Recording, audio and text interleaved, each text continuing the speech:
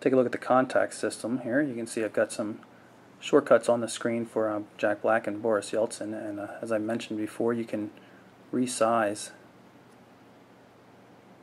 the widgets at will, which is really cool.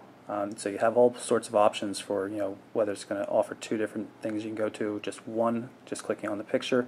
You could have this one sends a text message to Jack, whereas this one calls him. It's all very easy to do, really nice. Shortcuts for this home screen you can go directly to your favorites, so you don't have to wade through the entire list, although you always can. Pull up Jack again so you can see the contact. The star there shows that he's one of the favorites. 5 home screen panels to work with. No, I make that 7 home screen panels to work with. The original Motorola devices were 5. And you can also tap right along here at the bottom once you've swiped to get through them. Here's some widgets for news.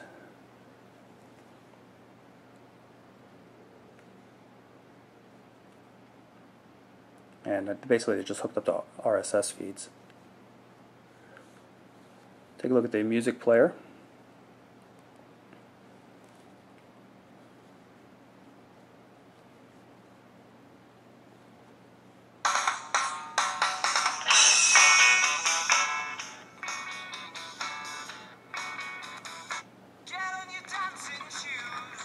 And of course, when something's playing in the background, you can just tap up here to jump to it. But more universally, if you long press the home key, you'll get access to most recently launched applications.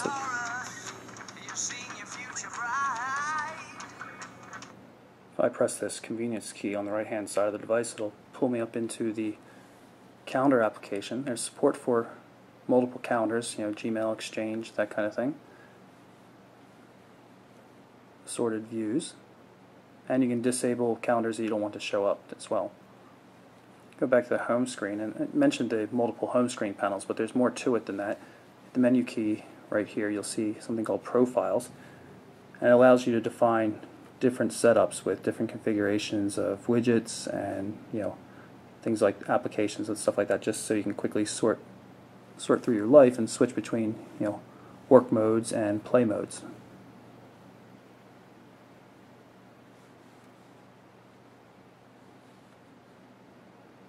And it makes the switches relatively quickly. Let's take a look through the main menu.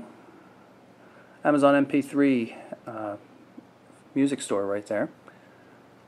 City ID is pre-installed with a trial on all Verizon devices. Kind of annoying. Google Maps, Android Market, 100,000 plus apps now. Media Share is a DLNA compatible system for the device. Google Navigation with Maps, Quick Office for Document Viewer, Need for Speed Shift. Has visual voicemail support. Here's a task manager as well. You can see what tasks are running without having to get a third-party application. And there you see the apps that are all running, all the processes.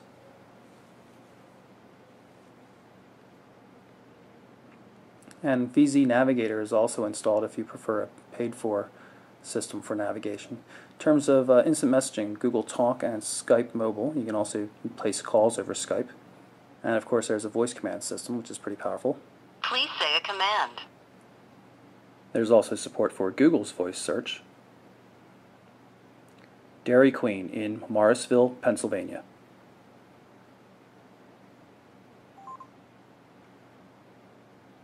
And you see it pulled up exactly the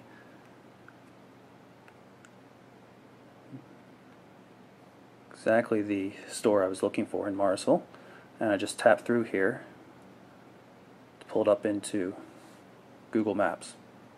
And there's layers here, so I can turn on the satellite view if I wanted to take a look at it, and of course multi-touch zooming.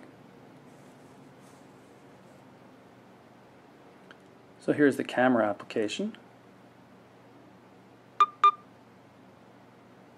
Press and hold to get a focus, and then let go to take the photo. Tap down here to see the photos. Only works in portrait mode, kind of annoying. Reasonable looking photos though.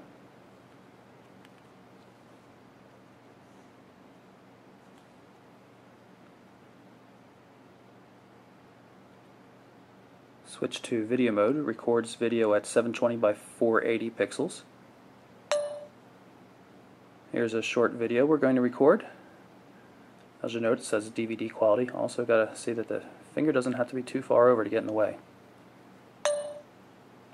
And we'll go back to the gallery and play that video. Oh, won't let you play in landscape mode. That's really silly. So you have to watch it in really small. Maybe it'll work better here. Nope, still nothing. That's a real disappointment. So that's my quick look at the Android 2.2 Froyo powered Motorola DROID Pro.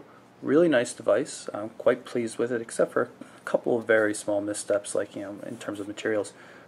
Powerful 1 GHz processor. The camera is adequate, although it doesn't shoot HD video. Good response. I just like the form factor. I wish some of the apps worked in landscape mode, such as the video viewing that you just saw, but overall really have very few complaints with this device. It's quite nice, and for $179.99 after a $100 mail-in rebate, it's not the most expensive phone in the Verizon portfolio either. So definitely worth checking out, especially if you're traveling a lot internationally. So again, that's the Motorola DROID Pro for Verizon Wireless. I'm Michael Orrell for MobileBurn.com.